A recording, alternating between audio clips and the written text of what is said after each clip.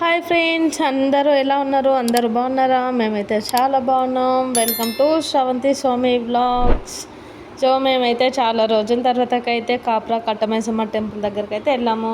Actually నేను డ్యూటీకి వెళ్తున్నాను. మా హస్బెండ్కి వర్క్ లేదని చెప్పి నాకైతే శనిపురి దగ్గర కనిపించాడు అన్నమాట.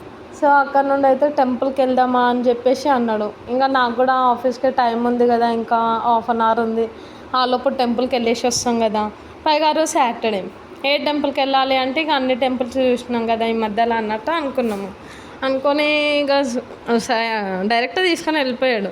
కాపురా కట్టమైసమ్మ టెంపుల్ దగ్గరలోకి వెళ్ళేసరికి కట్టమైసమ్మ టెంపుల్కి వెళ్తున్నామని చెప్పాడు. అవును, చాలా రోజులు అవుతుంది కదా వెళ్ళక, సర్లే ఎక్కడైనా ఓకే అని వెళ్ళామన్నమాట కట్టమైసమ్మ టెంపుల్ దగ్గరికి. కాకపోతే మేము 10-12 years బ్యాక్ వెళ్ళినాము కదా. అప్పుడైతే మొత్తం ఓపెన్ ప్లేస్ ఉండేదన్నమాట.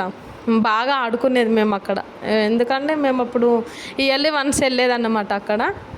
సో అక్కడ బోనాలు చేసి ఇయర్లీ వన్స్ వెళ్ళి బాగా ఎంజాయ్ చేసేది అక్కడ. కానీ ఇప్పుడు మొత్తం అపార్ట్మెంట్స్ అయ్యేసరికి నేనైతే ఆ ఏరియాని గుర్తుపట్టలేకపోయాను. సో అక్కడికి వెళ్ళి టెంపుల్ ముందు ఆపిను.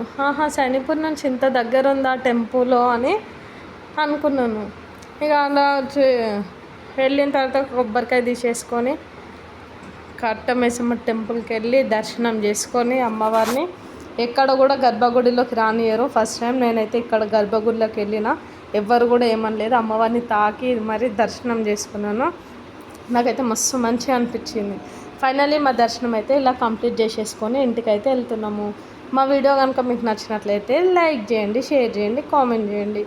మరిన్ని మంచి మంచి వీడియోస్ కోసం మన ఛానల్ని సబ్స్క్రైబ్ చేసుకోండి.